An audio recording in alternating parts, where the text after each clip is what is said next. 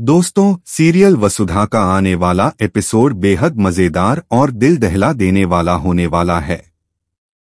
कहानी में अब ऐसा मोड़ आने वाला है जो वसु और देव की जिंदगी को हमेशा के लिए बदल देगा। दरअसल हनुमंत यानी वसु के पापा के सामने देव और वसु के बेनाम रिश्ते का सच उजागर हो जाता है। जैसे ही हनुमंत को यह पता चलता है कि उसकी बेटी ने उसके हुक्म और मर्यादाओं के खिलाफ जाकर देव से रिश्ता जोड़ा है, उसकी आंखों में गुस्सा और निराशा साफ दिखाई देने लगती है। हनुमंत यह सोचने लगता है कि उसकी बेटी ने न केवल उसके विश्वास को तोड़ा है बल्कि पूरे खानदान की इज्जत भी मिट्टी में मिला दी है। उसके मन में एक ही सवाल गूंज रहा होता है, क्या सचमुच मेरी बेटी ने मेरी पीठ में छुरा घोंपा है? गुस्से और अपमान की आग में जलते हुए हनुमंत सोचता है कि अब वसु को उसके किए की सजा जरूर मिलेगी।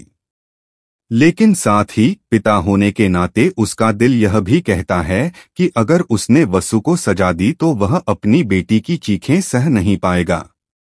इसी दुविधा में हनुमंत एक खतरनाक कदम उठा लेता है।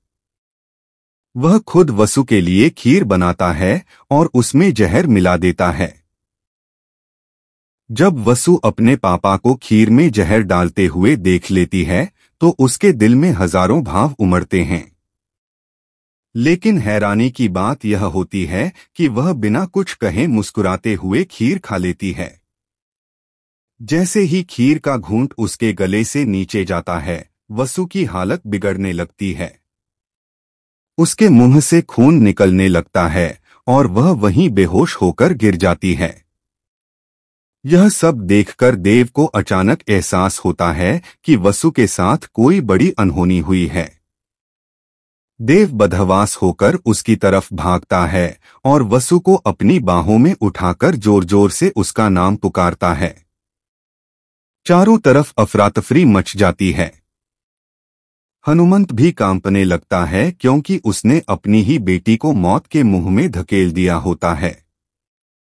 देव बिना देर किए वसु को हॉस्पिटल ले जाता है और उसे एडमिट कराता है।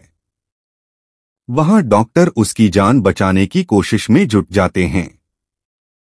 देव की आंखों से आंसू रुक नहीं रहे होते और वह भगवान से प्रार्थना करता है, हे प्रभु, वसु को मुझसे मत छीनना। अगर कुछ होना ही है तो मेरी सांसें ले लो, पर मेरी वसु को बचा लो। इधर चंद्रिका यह सब देख रही होती है और अंदर ही अंदर डर जाती है क्योंकि उसे पता है कि अगर वसु बच गई और सच सामने आ गया तो उसका बनाया सारा खेल बर्बाद हो जाएगा। आगे कहानी में एक बड़ा ट्विस्ट आता है।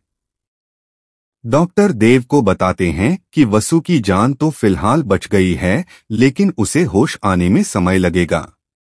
देव वहीं हॉस्पिटल के कमरे में वसु के सिरहाने बैठा रहता है। उसकी हालत देखकर वह यह फैसला करता है कि अब वह वसु को उसकी असली पहचान और हक दिलाएगा। देव मन ही मन कसम खाता है कि चाहे पूरी दुनिया उसके खिलाफ क्यों न खड़ी हो जाए, वह वसु को अपनी पत्नी बनाएगा। और फिर एक बेहद इमोशनल सीन में देव वसु के माथे पर सिंदूर भर देता है।